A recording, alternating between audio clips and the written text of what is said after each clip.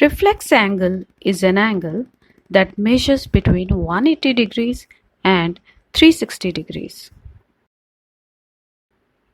Let's look at this figure for more clarity.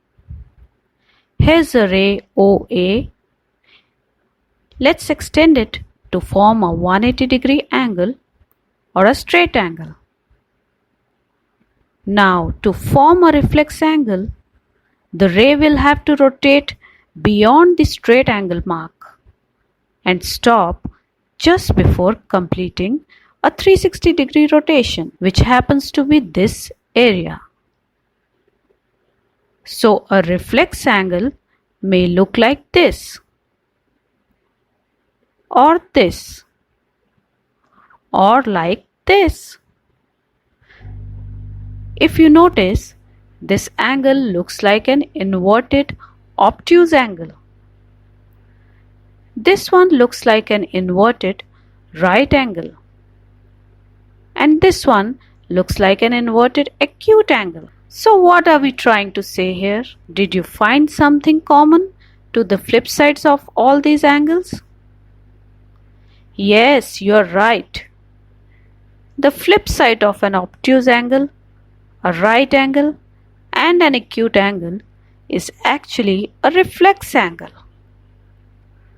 Now the big question is, how do we actually draw a reflex angle when the protractor has a scale of 180 degrees only? We'll show you how. Let's try to make a reflex angle of 240 degrees.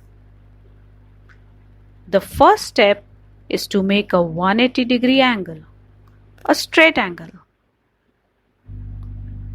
Now, the ray has already extended 180 degrees.